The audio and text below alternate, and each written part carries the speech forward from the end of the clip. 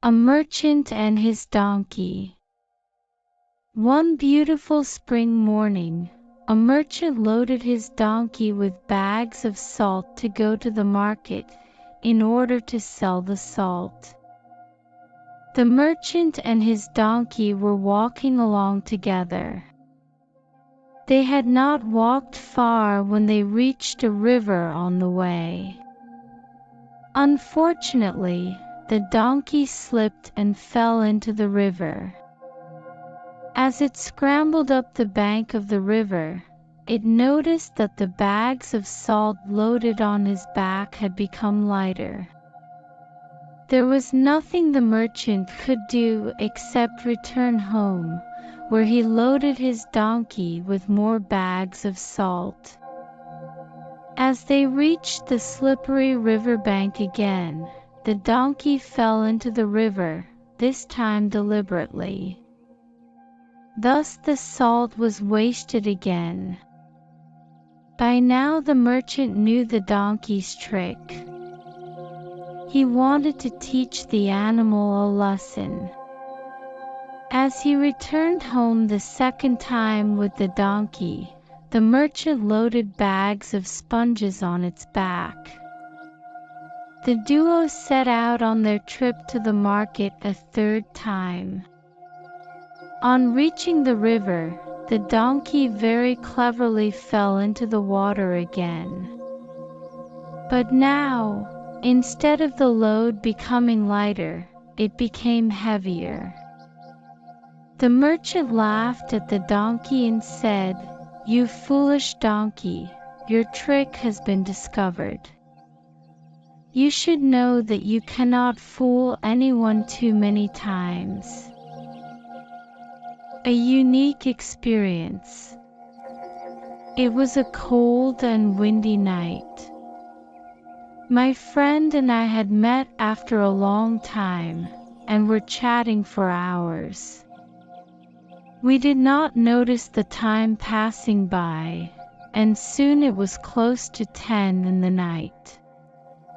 We decided to take an auto rickshaw to go to our house. It started raining, and we hurried to get into an auto rickshaw and reach our place. None of the auto rickshaws stopped for us, except one. The driver asked us where we wanted to go and we told the place. Without saying anything about the fare, he said, "Please get in." We thanked him and got in. Since it was very cold, I asked the driver to stop at any small restaurant or a tea shop. We wanted to have a cup of hot tea. The driver stopped near a small restaurant. We ordered tea and asked the driver to join us and have a cup of tea. The driver refused. I insisted, but he refused again politely. My friend asked, "Will you not take tea from this shop or what?" The driver replied, "No ma'am, I don't feel like having tea now." I asked again, "But why?" "A cup of tea will do no harm." Smiling, the driver replied, "Thank you ma'am, but I'm sorry." My friend asked, "Are you against eating or drinking outside?" The driver said, "No." I was really surprised at his behavior and asked my friend not to compel him. In 15 minutes, we reached our house. We paid the fare and the driver thanked us. On an impulse, I stopped him, as I really wanted to ask him why he refused to drink tea with us at the restaurant. He thought for a moment and replied, "Ma'am, my son passed away this noon in an accident. I don't have enough money for his funeral. So I took a vow not to drink even water until I earn enough money for my son's funeral.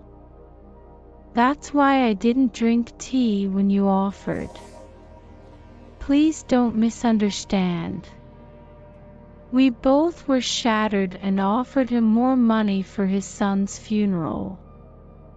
He politely refused. Thank you for your generosity. In 1 or 2 hours, if I get 1 or 2 more customers, I will earn the money I need. And he left the place. We were amazed at his strength of character and integrity. The Ant and the Grasshopper. One summer's day, in a field, a grasshopper was hopping about, chirping and singing to its heart's content. An ant passed by, bearing along with great effort an ear of corn he was taking to his nest. "Why don't you come and chat with me?" asked the grasshopper, "instead of toiling your life away?"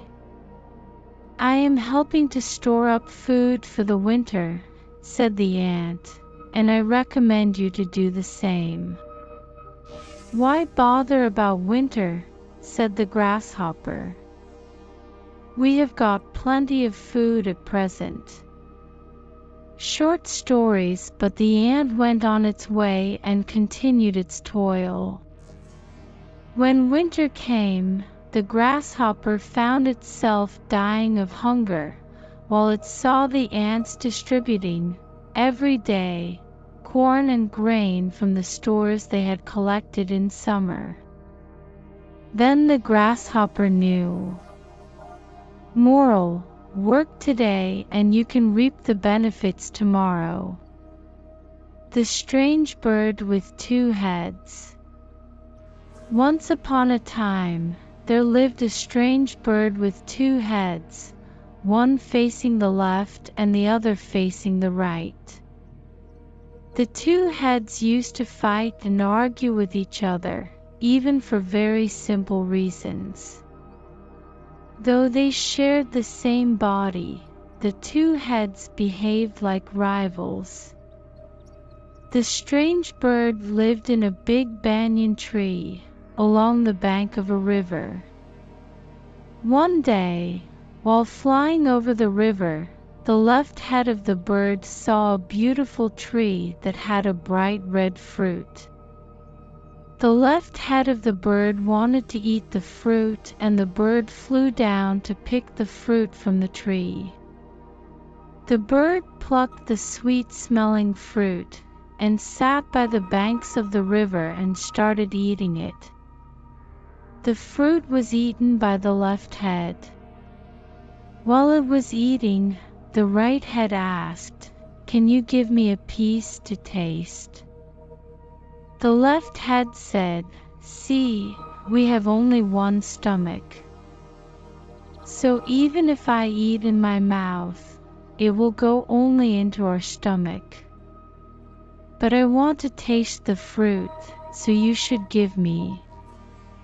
The left head replied in anger, "I saw the fruit and hence, I have the right to eat it without sharing with anyone."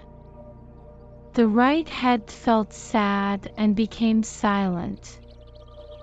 A few days later, while the bird was flying over the river again, the right head saw a beautiful pink fruit in a tree. The bird flew down near the tree and tried to pick the fruit and eat it. The other birds living in the tree said, "Don't eat it.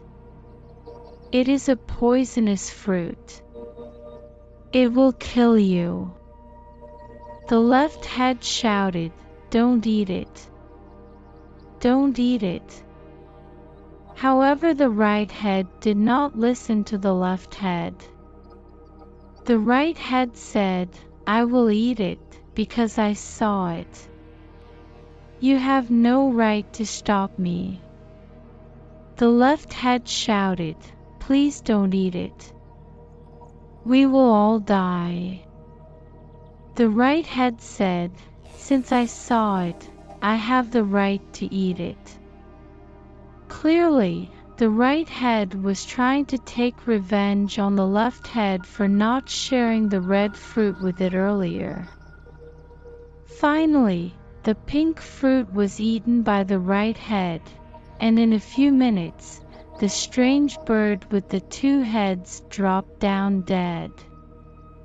Moral: a quarrel by the individuals in a family will affect the whole family badly. The Wolf and the Lamb. Once, a little lamb was grazing on a meadow, along with a flock of sheep. Being very mischievous, the little lamb wandered some distance away from the sheep. It began to enjoy the fresh and delicious grass that it found there. It had come a long way from its group, but was unaware of that. The lamb was also unaware of another fact: a wolf was closely following it. When the lamb realized that it had lost its way and was far away from the flock, it decided to return and join them. However, the lamb was stunned to see a hungry and cunning wolf standing behind it. The lamb realized that there was no option except to surrender itself to the wolf. The lamb asked the wolf, "Are you going to eat me?" The wolf said, "Yes, at any cost." The wolf agreed. The lamb said again, "But can you please wait for some more time? I have eaten a lot of grass now and my stomach is filled with grass. If you eat me now, you will feel as though you are eating grass. So please wait until the grass is digested." The wolf agreed, "Oh yes, I will wait. You are here before me and I can wait for some more time." The lamb thanked the wolf. After some time, the wolf got ready to kill lamb, but the lamb stopped him again. "Dear wolf, please wait for some more time. The grass is yet to be digested. If you eat me now, you will see a lot of grass in my stomach. Let me dance and then it will be digested easily." The little lamb danced crazily for a while, and then suddenly stopped. The wolf inquired what had happened. The lamb said, "I cannot dance properly because there is no music. You see this bell around my neck? Can you untie this bell and ring it loudly? Then I can dance fast and the grass in my stomach also will get digested fast." The wolf, overcome with the desire to eat the lamb, was ready to do anything. He removed the bell tied to the lamb's neck and rang it with all his might. Meanwhile, the shepherd was searching for the little lamb and heard the bell ringing. He saw the wolf and the lamb. He ran towards the wolf with a stick. Seeing the shepherd with a stick, the wolf ran away, and the lamb was saved. Physical strength is not sufficient. Sometimes, weaker people with smart minds can overcome the physically strong ones.